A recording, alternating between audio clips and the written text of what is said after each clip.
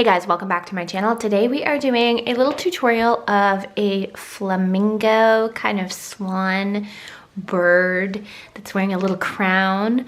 I am going to tag in the description box where I've gotten this idea from. I've gotten it off of Instagram.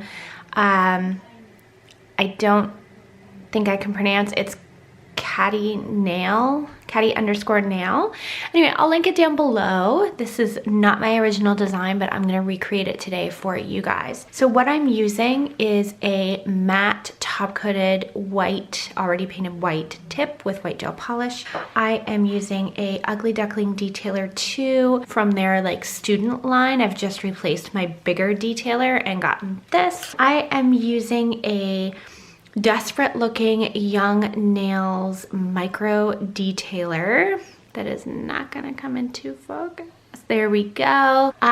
This is going to need replaced. Somehow it got wonky. I've gone through a couple of micro swabs and I am using, out here on my palette, I have a little bit of white.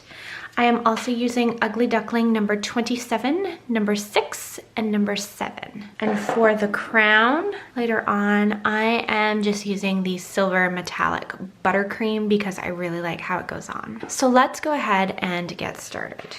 One of the first things that I like to do when I'm doing something that flows like this is I am going to take the color that I am going to use and I'm going to dot it on. So the head is going to be here. Then we are going to come down with the neck. The neck is going to come a little bit this way, the little curve of the, I'm gonna call it a swan, little curve of the swan's head, and then the body. So that will give me kind of a base, and then I'm going to come in with my detailer brush and I'm going to expand on this. So I'm going to make my lines smoother and bigger. Come back to the head in a second. I'm going to try not to freeze this, because then I would be adding bulk when I come back. And that is not what I would like to do. My room's fairly cool. These paints don't normally run very much, so I think we're good. Bring her little chest out there a little bit. I seen this last night. I was going through, I really wanted to do like a little pretty kind of pink, you know, I already knew I kind of wanted pink tutorial for this morning, for today. And when I seen this, I thought, oh, that is perfect. So I could be using my daughter tool to do this. And I can also be using my brush like this. So it's just whatever you prefer. Now,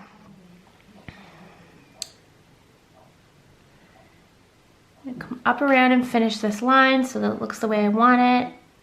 And I'm going to just a couple of bumps in this line. I'm going to finish that up.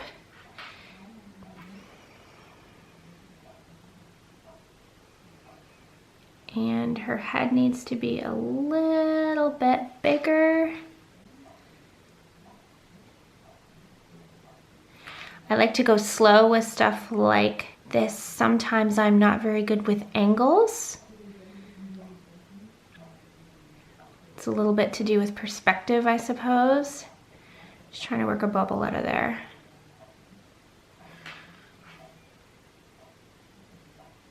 So that's why I go ahead and dot things first.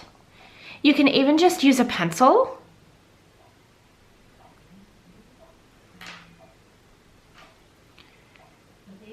And it just allows you to have something to follow.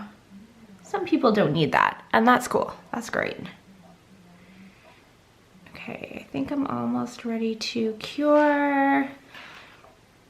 Check this front line a little bit of a curve there.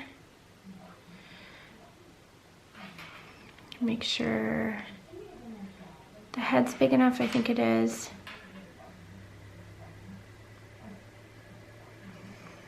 Okay, I think we're good, so I'm going to put that in for a full cure. I did want to mention too that I just recently got a new set of dotting tools. I had had an old set from probably eBay, honestly, from a decade ago, I'm sure. I had slowly whittled down so that I really only have one left. It was my favorite. It had 2 of the most used sizes on it, and I was just using that. Anyway, I got these from Nail Couture, and I really love them. I've actually been keeping them kind of out next to my table just because they're pretty. So I'm using these today too. One thing that I really liked about them was there is one that's teeny tiny, and I really am enjoying that. So I'm probably going to use that today, and I'm likely going to use this kind of medium one. So my original cure is done. So this is what we have thus far. She looks like a pink Loch Ness monster, which is also something else you could do with this design, Loch Ness monster. I am going to dish out a little bit of my Ugly Duckling black gel paint. This has taken some getting used to. I'm used to using the Fusion paints, and I find this black a lot thicker. I really enjoy it now, but it really took a bit to get used to. So what we're going to do now is come in with just the tips of her beak. I really want to do that first for perspective, so that when I put her eye and her cheek and things in, I really have a better idea. So I've been dragging this through while I'm talking, just trying to get it clear onto the brush, but not have that bulbous tip on the brush with paint, because I do want that fine line as soon as I set it down. When you have that bulb on the end, when you set it down, it creates a big bulb. You don't want that. So I'm gonna start about here. Come down a little bit, kind of comes at a curve. Go back in for just a little bit of a refresher on the polish and do the bottom of the beak. So cute. Shaded out the end of it a little bit because we are going to be coloring it in. So I'm doing a little line just to leave a little opening at the end. And I'm thickening that all up.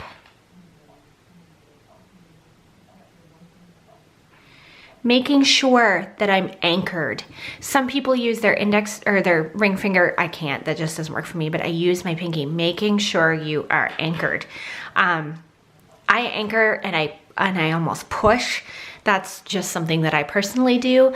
But if you have any shake to your hands at all, you want to make sure you're anchored. I don't necessarily shake, but I've had a lot of coffee this morning. So I think I'm happy with the beak, and I am gonna leave it alone because it's looking cute to me, and sometimes you just need to let it go, right? You need to just leave that alone. So I'm gonna do that, and I'm gonna flash cure for 10 seconds. Okay, I was talking about the cheek earlier, so now we're going to go in and do that. I am going to be taking one little dot of the darker color and just mixing it in with the original body color. And I'm probably going to use quite a bit of the body color. Like, I really want to tone this down, but I really wanted that undertone of that darker color. Take this off the base, and I'm going to put her little cheek in right there. And then I'm gonna make it a little bigger. I'm gonna pick up a little bit more dark. A little bigger again. And this I'm just going to keep playing with until I get what I want for the color and the depth. You don't always get these things on the first try, and that is totally fine. You want to be able to work your way into what you need. Okay, I like that. So I'm also going to flash cure this for 10 seconds. There was that moment in the body when I was doing the body that I said it's probably best not to flash cure because you don't want to build up your layers. So there's that. But otherwise, when you're doing art, really flash cure whenever you think you need to. Sometimes your room is really hot, or sometimes you know you're really clumsy. If I'm feeling a little clumsy, I will flash cure double the amount of times that anyone else might. So I'm gonna put her little eye on, which intimidates me a little bit, but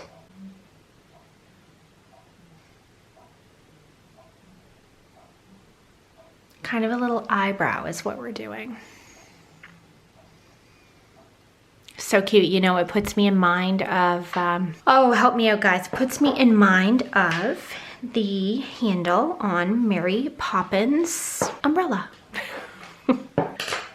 So I'm going to now come in with my lighter color and my kind of medium daughter tool, and I'm going to give her her little feathers that are here. And then I'm going to come in with just a little bit of white and I'm gonna highlight them. And the reason why I am doing this without flash curing first is I'm kind of welcoming a little bit of mix. There. So I'm gonna put that in. So our next step is going to be the crown. This is exciting.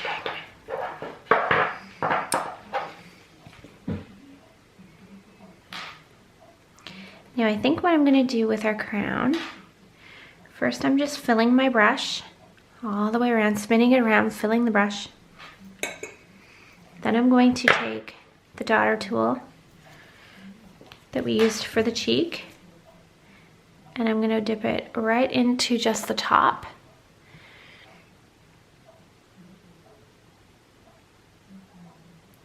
And I'm gonna put like 3 dots side by each, and then I'm gonna go over them again, just to give that crown its initial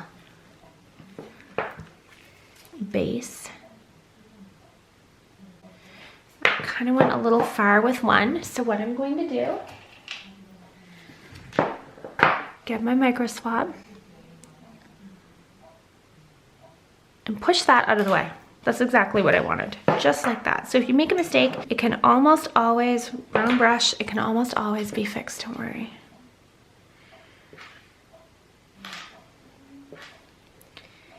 The nail art that you're seeing on Instagram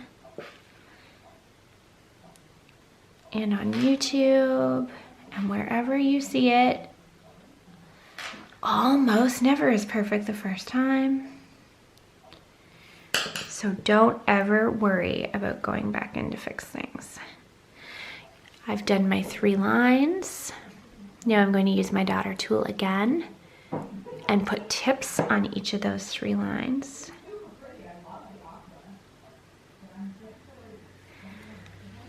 And there we have it. I'm going to give this a full cure.